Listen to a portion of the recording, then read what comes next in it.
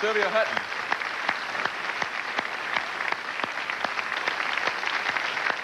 How are you, my dear? Hey, how you doing,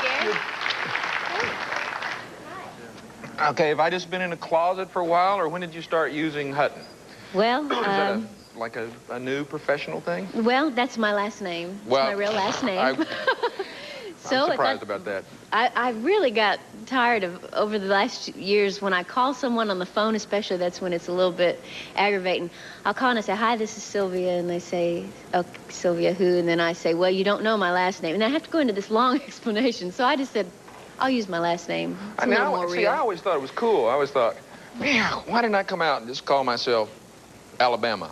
Or, you know, just one word. And, you know, I thought that was a pretty cool thing. So now, well... Just one more thing to learn. And it is your real last name? Yes, it is. Or is your number in the book? I don't think so. Just curious. You moved into a new house. Yes, I did. I recently did. Don't you hate moving? I hate moving, but this has been the most fun move that I've ever had, because we had been without a house. We've been looking for a house. That's you and your husband. My husband and I sold our house the first week it was on the market, which was a little unexpected. We thought we'd have our house on the market a couple of weeks. Now, where was your old house? It was here in Nashville. I just moved within Nashville. Yeah. But we sold the house and thought, oh, my gosh. But we'll find something quick. But we didn't. It took us 5 months to find the house we wanted. So were you, like, down at the shelter, homeless for 5 months?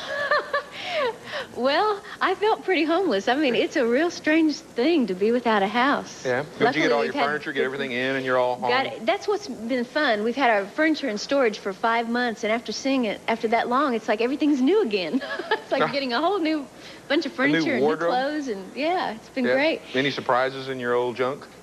In fact, there was a surprise. I was going through a box of old cassette tapes, and Some of mine in there, I hope?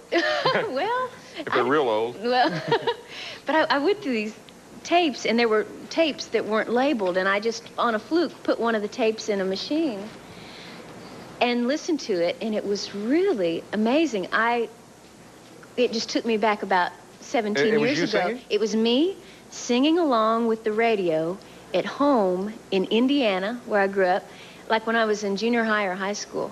What I would do is I would take a cassette player and put it real close to this little clock radio my parents had on their dresser.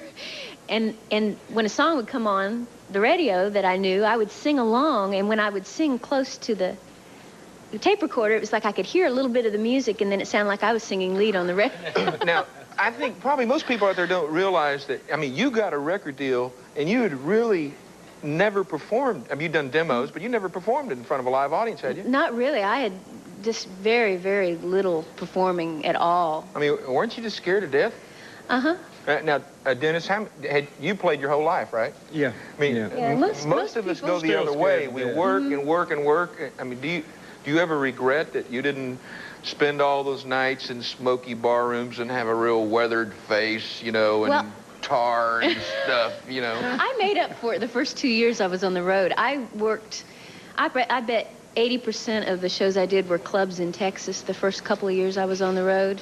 Yeah. So I think I played, the first year I worked the road full time was 1981, and I worked 323 dates that year in a different town. Wait. Every night. In which you did 300? 323 different dates. Who was your manager? I didn't have one. That could have been the problem. You didn't have one, really? Well, I didn't have a manager. I had a booking agency, Who was your booking agent? Chardon. And they booked me everywhere. And it was during that urban cowboy craze when there was a club on every corner that would book entertainment, and so I just worked all the time. Do you remember your very first big show? I mean, you know, the money date or something? Well, I remember the first thing that popped to mind is one of the most memorable concerts I ever did was in Salt Lake City. I was playing the State Fair, and there were, I don't know, thousands of people. There must have been about 10,000 people there, and it was the summer of '82 when nobody was really hitting big. In fact, I think it may have been the week it was #1, and it was just a downpour of rain. I mean, it was just raining cats and dogs, and the audience was just partially covered. And the people, bless their hearts, in the first 10 rows were just like drowned rats. Their hair was just stuck to their head, and they cheered. No one left. It's like I did the concert basically in the rain with plastic over the monitors. They were there to see if you were going to get electrocuted or something. People will do that in America, you know. I wonder if she's going to die any minute. Let's stay, you Dale. The electricity might get her. It was a wonderful audience. They cheered from the beginning to the end of the show, and they were just wonderful. You remember, what's your favorite television show experience? I can't. I know what you're I turned you 27 Shades of Red on your Holiday Gourmet. Do you remember that? I don't know if you folks remember, but I had a cooking show on the Nashville Network called Holiday Gourmet. And for the Christmas show, one of the years, you were the guest. Right. And we made this, I forget what it's called, some kind of spinach and potato dish. Yeah, it was one of those times when I didn't have time to submit my own menu, my recipe. So I got there and they say, you're making potato spinach flambe subu de balada. Yeah. And I said, what do we do? And you were holding this something you squeeze. Well, a pastry bag or something. A pastry bag. And it was one of those things, it didn't go according to plan. When we ran it in rehearsal, it went perfect, remember? Well, that's what rehearsals are for. Yeah, and then when the this show goes smoothly in rehearsal, you know. Oh, when the tape started rolling, and I had these mashed potatoes in this pastry bag, and they're supposed to come out the bottom. But when I squeezed it like he said I was supposed to, they started coming out the top. And it was just one thing led to another, and it was hilarious. And they didn't want to keep that take, and I made them keep it. No, I wanted to keep it. Oh, no, yes, you didn't. You said, oh, we've got to do it again. No, I didn't. Oh, yes, you did. Oh, I remember it very distinctly. Yes, you did. You didn't want to be embarrassed with potatoes in your lap. No, I wanted wild. to keep it. And the rest of tonight's going to be wild. Don't go anywhere. We'll have a little zoo life next with Jack Hanna. All right. Stay here. Nashville Now. Jack Hanna.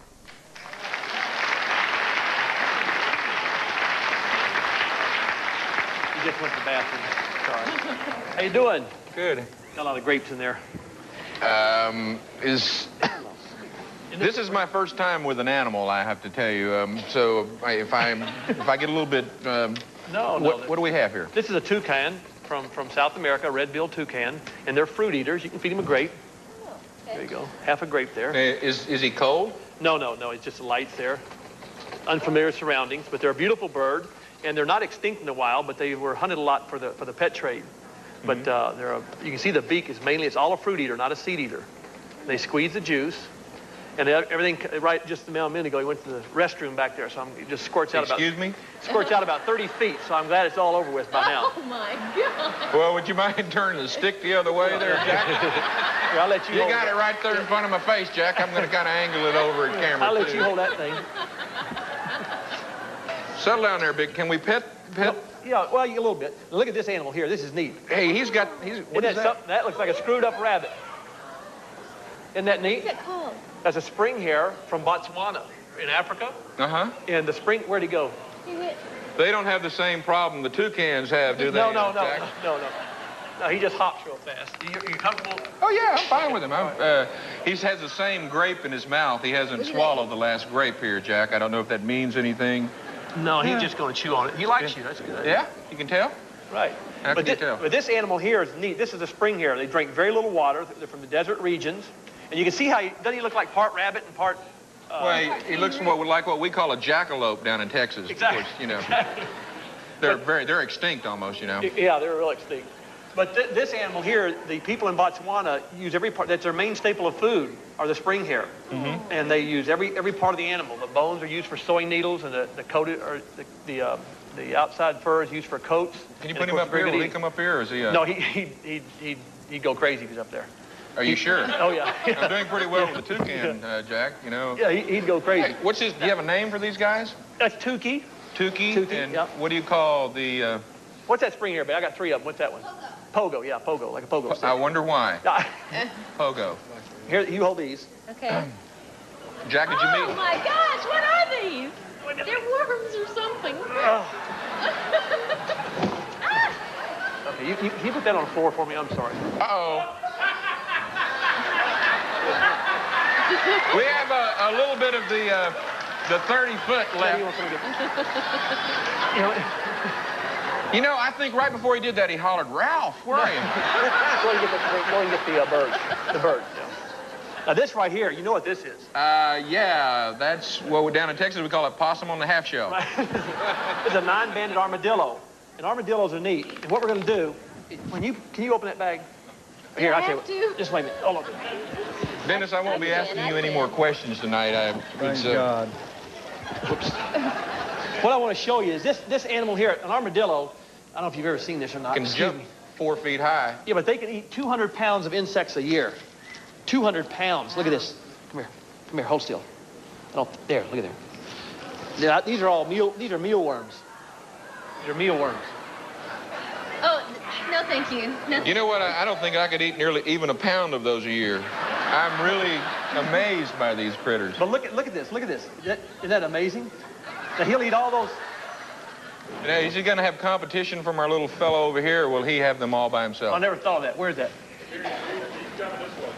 Yeah, I think he's all right. I don't think they're enemies. They're not enemies? No. I think they're safe. But this is also an animal that they're born without the shell. I mean, they don't have the hard shell when they're first born. Their shell develops real quickly. And the armadillo is a neat animal. They actually can breed in like May, and then the eggs don't materialize until months later. Mm-hmm. They can actually hold the fertilized egg there. And then the babies are born the next spring. Jack, do you mind terribly if I move these worms off I want to show you what they were. No, that's fine. I was just hoping. These look like bait to me. Now, let me ask you a question. Have you ever been in the wild and seen either one of these animals in the wild, or do they come to you? And I mean, have you seen in Texas, have you seen an armadillo in the woods? Oh, gosh, yeah. Oh, yeah, I've seen armadillos. Yeah, you've seen them squished on the road.